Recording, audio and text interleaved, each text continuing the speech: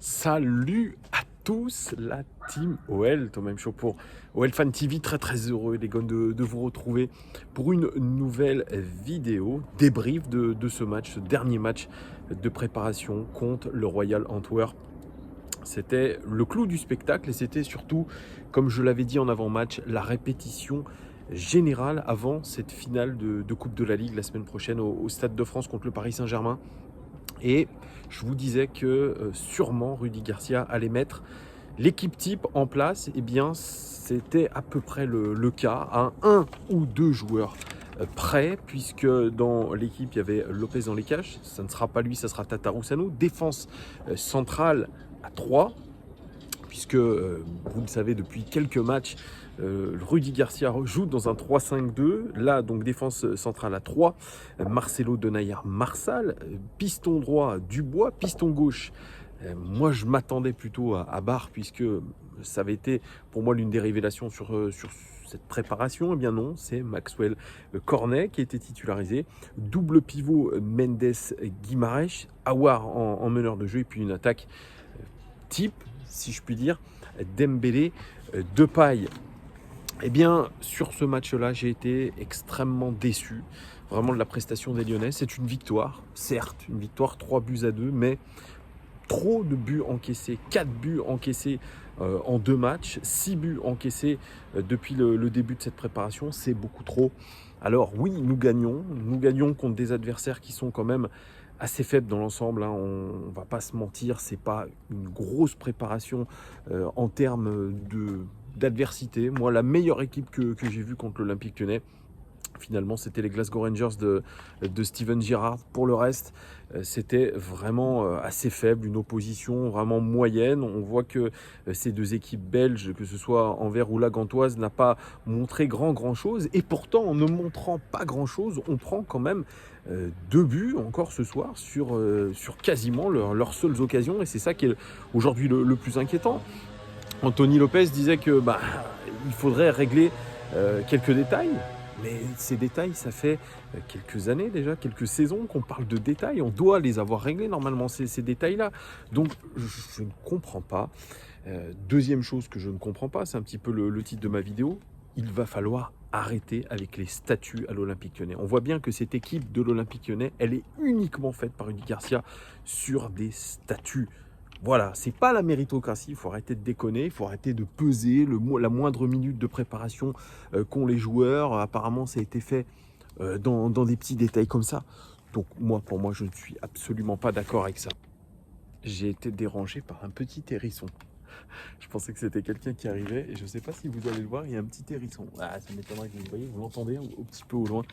Désolé, oui, donc voilà, moi je suis extrêmement déçu de ce que propose finalement Rudy Garcia. Voilà. Vous avez beau faire une belle préparation, eh bien on nous indique sur OL Télé, qui a sûrement les bonnes infos, que avec sa préparation, Melvin Barr a obtenu sa place dans le groupe et dans la rotation, mais il n'a absolument pas obtenu une place de titulaire. Devant lui, il restera toujours Marsal, il restera toujours Koné, il restera toujours Cornet. Donc c'est pour ça que le jeu est pipé, le jeu est fait d'avance, et donc je dis stop à ces statuts. Il y en a plus que marre, surtout quand on voit la prestation de notre équipe contre Antwerp. Elle n'était pas bonne, on va pas se mentir. Un jeu stéréotypé, beaucoup de latéralité, beaucoup d'attentisme. Moi, j'ai pas vu de pressing coordonné. J'ai pas vu ce que j'ai vu comme satisfaction contre la Gantoise. Finalement, l'équipe, entre guillemets, bis de l'Olympique Lyonnais est bien meilleure que celle qu'on dit type. Donc c'est pour ça qu'aujourd'hui, il faut se rendre à l'évidence. Dans ce club, il se passe des choses qui nous dépassent, des choses, je pense, politiques. Il faut arrêter de déconner, parce que franchement, on a de quoi faire beaucoup mieux que ce qu'on a proposé. Là, on met des joueurs qui sont dans un fauteuil. On n'a rien vu finalement. On n'a pas vu de mouvement. On n'a pas vu de... Même sur les contre-attaques. J'en parlais avec un ami au téléphone. Il me disait, à l'Olympique Lyonnais, c'est toujours la même chose. Quand on a une contre-attaque, une transition rapide à faire, il y a toujours un joueur qui va ralentir l'action. Et je suis complètement d'accord.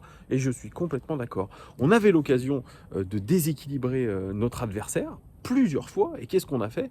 Au lieu de jouer vertical, on a joué latéral. Il y a toujours un joueur pour faire 1-2 touches de balle qui va ralentir considérablement le jeu. Donc ça ne va pas.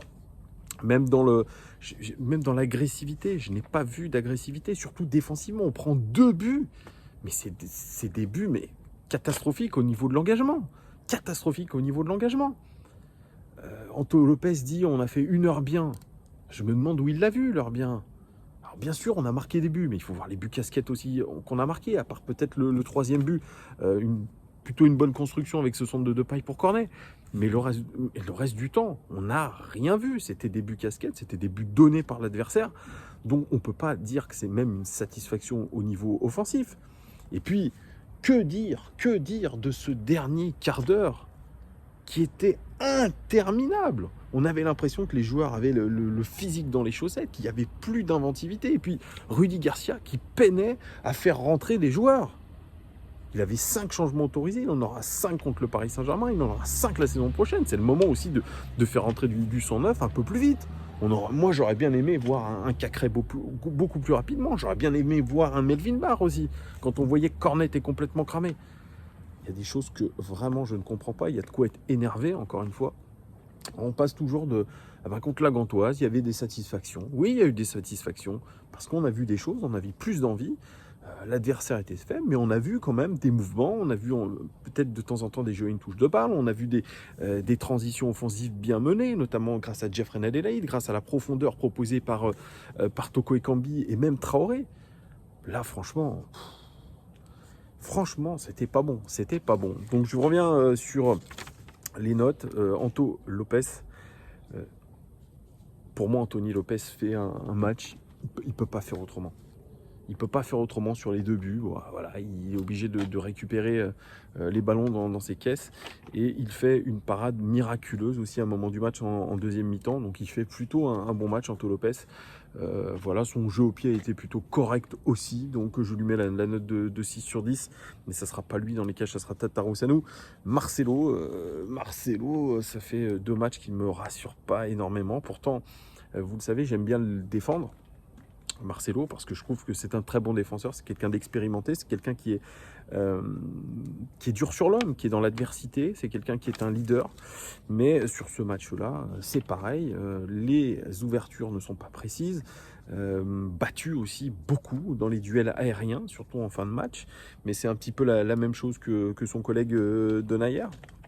Denayer, j'ai pas trouvé extraordinaire, il se fait d'ailleurs déborder sur le dernier but, mais est-ce qu'on peut vraiment le blâmer, Denayer? Parce qu'il a beaucoup aussi à récupérer. Quand on voit les largesses défensives que nous ont proposées, par exemple, ceux qui étaient sur le côté gauche, Marsal et Cornet, on avait systématiquement Denayer qui était en train de compenser ce mauvais travail défensif des 2 joueurs. Donc voilà, il y a aussi une grosse dépense énergétique de Denayer vraiment à couvrir des longues distances. Et donc effectivement, ça a un petit peu tangué. C'est là aussi sur cette fin de match où il a été, je pense, dépassé physiquement parce que en termes de vélocité, il a été pris complètement sur l'accélération du joueur belge sur le côté. Franchement, ça vient de ce côté, voilà, ce côté droit aussi. Peut-être que Dubois d'ailleurs a été complètement aux fraises sur ce but-là. Et puis, je ne parle même pas de Marsal et Cornet. On ne sait même pas où ils étaient. Cornet, vous regardez j'en parlerai juste après, mais sur ce deuxième but d'Antwerp, il ne regarde pas ce qui se passe derrière. Il ne voit pas que le joueur adverse arrive, parce qu'il est cramé, parce qu'il n'est pas concentré. Et ça, c'est ce qu'on a vu, c'est un fil rouge sur cette préparation, c'est qu'il y a des erreurs, des énormes erreurs de concentration et d'agressivité défensivement, et je crois que vraiment, on n'a pas du tout pris confiance. Donc ça me fait un petit peu de la peine. Donc Marcelo, je lui mets la note de 5 sur 10, et Denayer, je lui mets la note de 5 sur 10 aussi, tout juste la moyenne. Marsal, qui est pourtant à l'aise plutôt dans une défense à 3, et bien là je l'ai complètement trouvé aux fraises. Il a rien dominé du tout, il n'a pas dominé son sujet. La plupart des occasions et les buts, d'ailleurs le premier but de Antwerp a été marqué de son côté parce qu'il est complètement à la ramasse. Il finit en taclant dans le vide. D'ailleurs, s'il touche le joueur, c'est penalty. Voilà, pris de vitesse, voilà, dans son dos, bah, il y avait de la largesse. Il a du mal à défendre sur 20-30 mètres dans son dos, donc ça devient un petit peu compliqué. Donc Marsal ne fait pas un bon match, c'est ça. Donc je lui mets la note de 4 sur 10. On continue avec le piston gauche, Maxwell Cornet.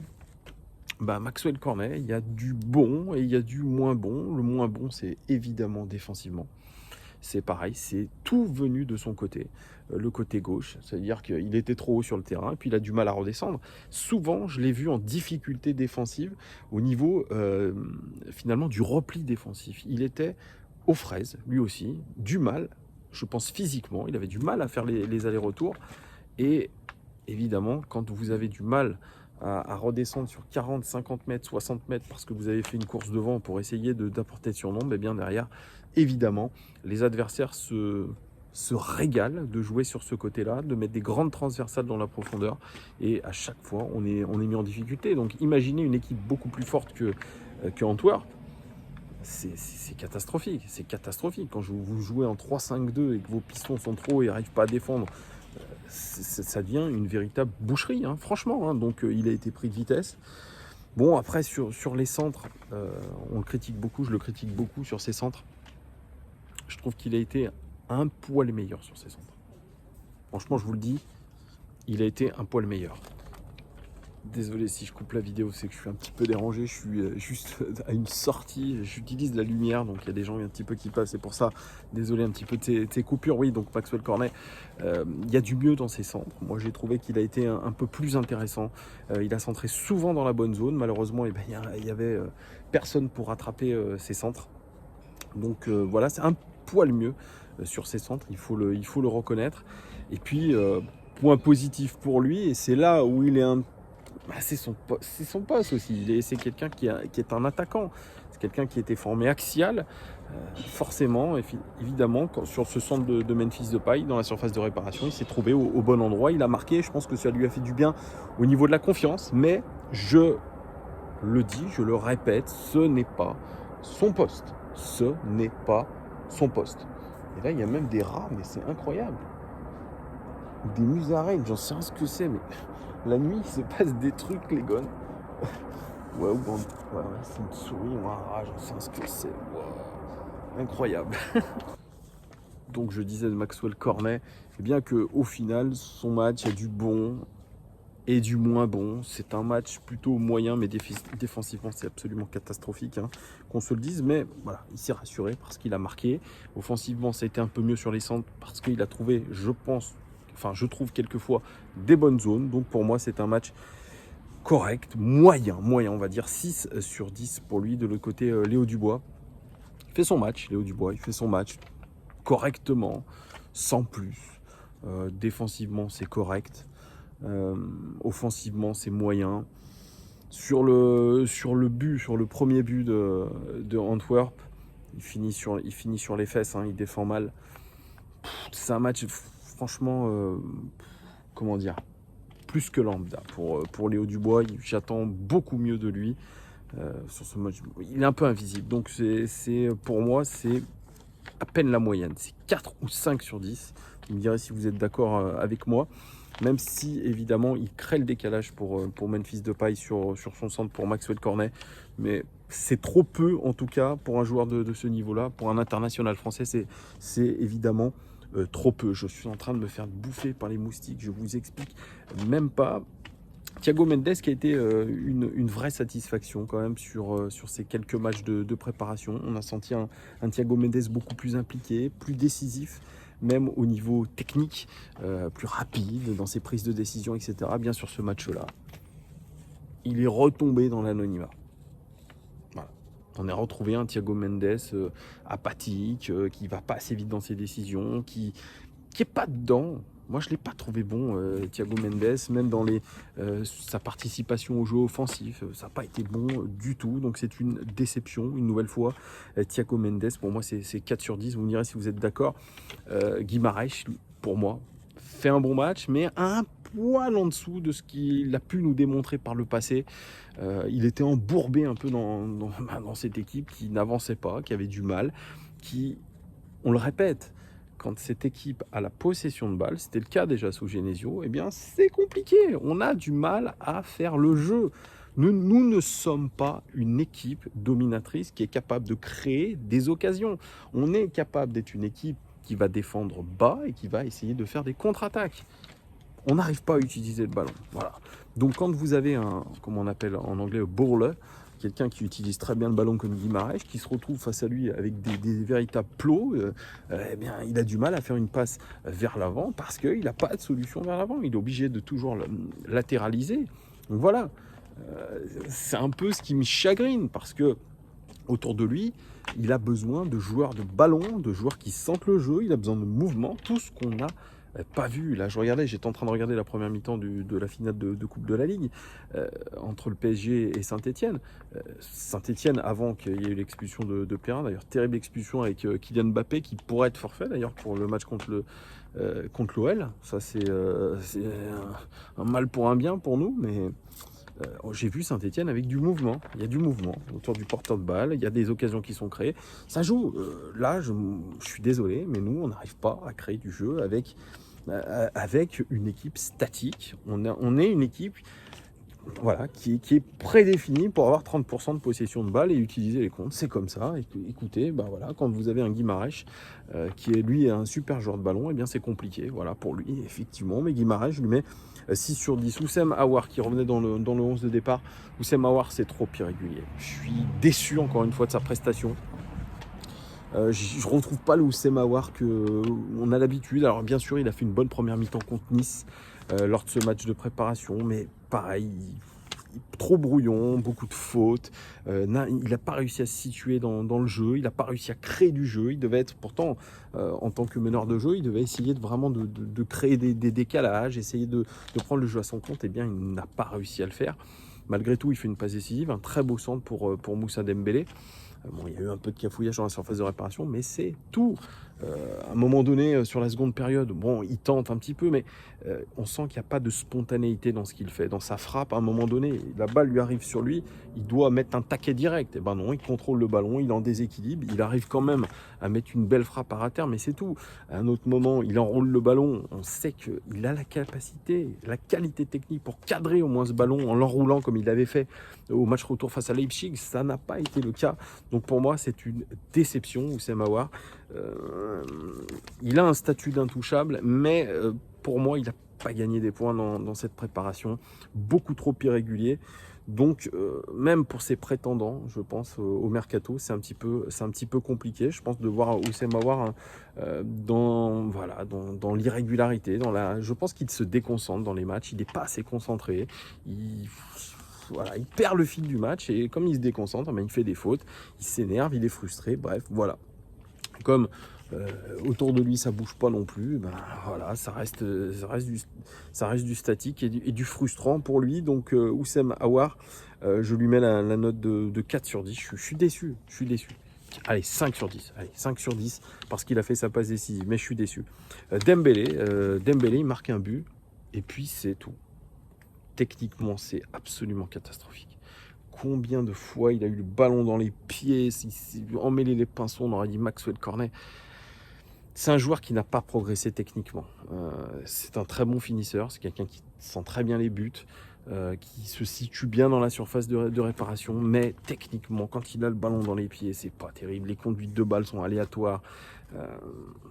Techniquement, ça s'est pas amélioré. C'est un joueur qui doit absolument travailler ses gammes, ses contrôles, ses orientations même. Plusieurs fois, on l'a vu vraiment, je pense, se précipiter et pas faire le bon contrôle. Je pense qu'il doit être un peu plus calme quand il reçoit le ballon. Il doit trouver du calme pour essayer de bien contrôler ce ballon et surtout retrouver une lucidité. Parce que voilà, il est bon de la tête, c'est sûr, il sent bien les choses, il est là quand il faut, c'est un redoutable finisseur, mais dans des situations un petit peu de stress où ça va vite, eh bien c'est un peu plus compliqué pour lui. Et c'est là aussi où il m'a un petit peu déçu, Moussa Dembélé, je lui mets que 5 sur 10. Et puis Memphis Depay, bien sûr, techniquement il est au-dessus.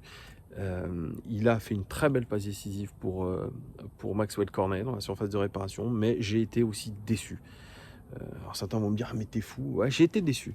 Je trouve que très souvent, il ralentit le jeu. Ça fait partie de ces joueurs, quand on a une contre-attaque, il va faire deux trois touches de balle, il va faire des gris-gris qui ne servent strictement à rien, qui ne font rien avancer et je pense qu'il perd du temps. J'ai l'impression qu'il veut faire la décision seul. 2e chose, sur ses frappes de balle, alors qu'il a une qualité de frappe, on le sait, c'était des frappes molles, même sur coup franc. Le corner, par contre, il fait un joli corner qui amène d'ailleurs le but de Moussa Dembélé quand le ballon revient sur Houssem Aouar. Mais ça reste, pour moi, en dessous de ce qu'il est capable de faire. Donc bien sûr, il revient des croisés, mais j'attends beaucoup plus de Memphis Depay, j'attends plus de simplicité, j'attends plus de spontanéité. Il doit être capable de le faire. Il aurait dû marquer un but ce soir, il aurait dû être plus décisif, je trouve, Memphis Depay. Je suis exigeant avec lui parce qu'il faut l'être. C'est quelqu'un qui a beaucoup d'envie, des envies de grandeur, il a envie de quitter ce club, il a envie d'aller dans un grand club, mais il faut qu'il le prouve. On verra la semaine prochaine contre le Paris Saint-Germain, je lui mets la note de 5 sur 10 et puis je noterai uniquement Maxence Cacré, ou je ne le noterai pas, mais en tout cas quand il est rentré, il y a eu de la simplicité, il y a eu de la vision de jeu, même de la protection de balle, c'est élégant, ça va vite vers l'avant, c'est toujours altruiste, il n'y a jamais de superflu chez Maxence Cacré et pour moi il doit être absolument titulaire. Donc c'est pareil, je vous dis, les statuts ça commence à me gonfler, la méritocratie ça devrait être Maxence Cacré déjà titulaire aux côtés pour moi de Bruno Guimaraes, c'est une nécessité. Voilà, donc je suis un petit peu énervé, comme je vous ai dit. Ces histoires de statut à l'OL, on se repose sur nos lauriers, etc. On ne fait pas attention défensivement, on retombe toujours dans les mêmes travers et contre des équipes qui sont plutôt faibles. C'est pour ça que ça m'inquiète face au Paris Saint-Germain, où on va prendre des flèches donc, dans tous les sens. On ne peut pas, je pense, rester sur ce 3-5-2 pour affronter le Paris Saint-Germain et la Juve. Je pense que Rudy Garcia va réorienter tout ça vers une défense à 4, un 4-3-3, un 4-4-2, ce que vous voulez, mais le 3-5-2, vous voyez que, bien sûr, il y a du bon, quand vous trouvez bien la profondeur, etc., vous marquez des buts, mais inévitablement, si vous n'êtes pas concentré et que vous avez des pistons qui n'arrivent pas à redescendre, eh bien, vous vous exposez à de gros dangers, et on l'a vu, donc pour moi, c'est une mauvaise solution. Et je vous le rappelle, la semaine prochaine, on aura peut-être 30 ou 40% de possession. Tant mieux pour nous, c'est dans ces situations qu'on est le meilleur. Parce que vraiment, je le redis, nous ne sommes pas capables de prendre le jeu à notre compte et de créer des situations. C'est comme ça. Voilà, bref, j'espère que j'ai pas été trop long dans cette vidéo. Désolé pour les coupures. Dites-moi, vous les gons, ce que vous avez pensé de ce match. Qui vous a plu, qui vous a déplu? Est-ce que vous êtes plutôt d'accord avec moi sur ce que j'ai dit? Voilà, dites-moi. Puis merci beaucoup pour vos abonnements. Merci, vos likes, vos commentaires, tout ça, ça me fait vraiment très chaud au cœur. On se retrouve très vite parce que je vais interviewer nos quelques supporters. À très bientôt les gars. Ciao!